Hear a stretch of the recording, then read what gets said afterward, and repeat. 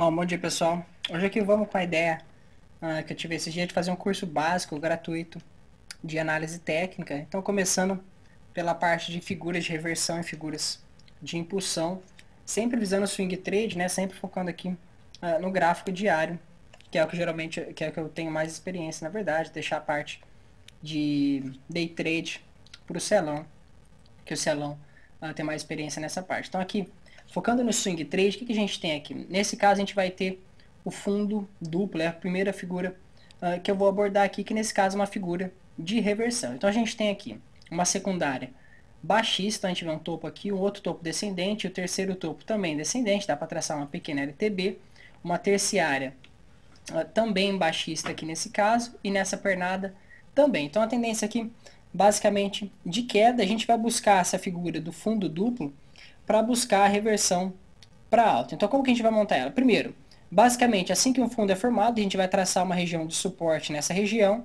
Então o primeiro fundo foi formado aqui nesse ponto, com essa estrela.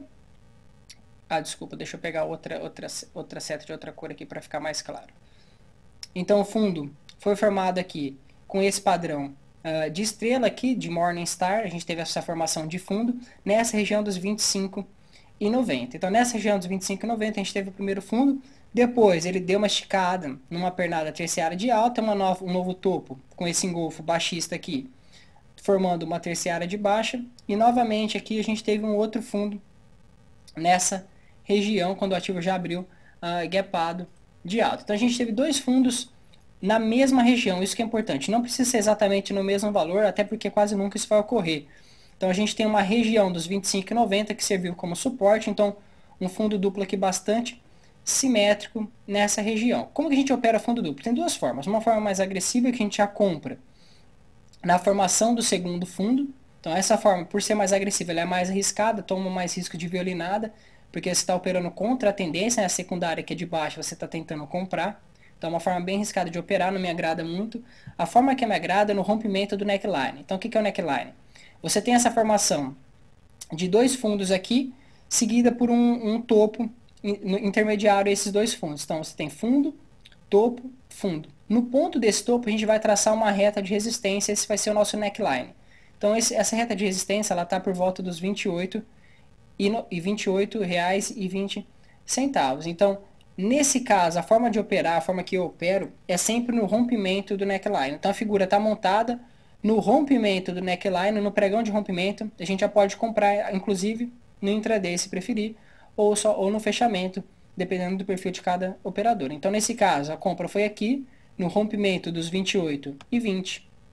Qual que é a projeção desse trade? A projeção vai ser sempre a amplitude, deixa eu pegar uma reta aqui, deixa eu ver se eu consigo. A projeção vai ser sempre essa amplitude aqui.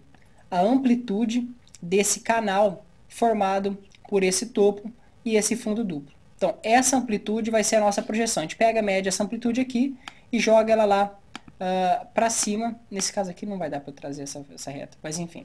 A gente pega essa amplitude aqui, que nesse caso ele é por volta de R$ 2,30 e joga ela para cima. Então, nesse caso, vai projetar por volta dos R$ 30,50. Então, depois de entrar no rompimento dos 28,20, a gente tem como objetivo os 30,50. O ativo foi lá, bateu certinho por volta dos 30,50, voltou, deu uma recuadinha na média móvel de 10 e rompeu essa resistência aqui no setup de Power Breakout. Mas isso aqui deixa para outro dia. O importante aqui nesse caso é como que a figura foi montada e esse rompimento atingindo o nosso target.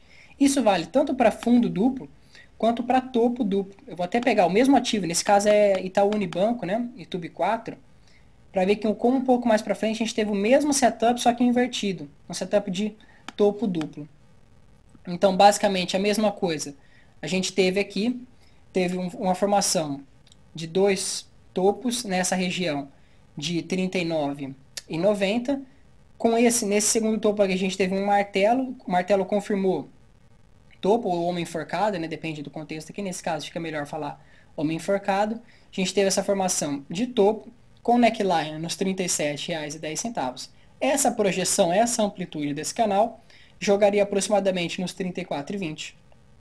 Operando nesse caso, nesse candle aqui, que eu estou indicando pela seta verde, a gente entraria, deixa eu para não confundir de novo, né?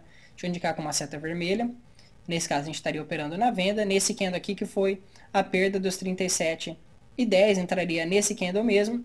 Depois de passar um pouquinho de sufoco, porque ele voltou para o 0 a 0 aqui, ele confirmou o novo topo e foi lá atingir os 100% da projeção nos 34,20. Não necessariamente você precisa ficar no 100% da projeção. Você pode sair antes, realizando parcial no 50% de projeção. Por exemplo, nesse caso aqui eu não estou usando Fibo, não gosto muito de Fibo para esse tipo de projeção, mas pode ser usado. Estou usando a projeção da amplitude do canal mesmo, formado pela figura. Bom, pessoal, por hoje é isso e até mais.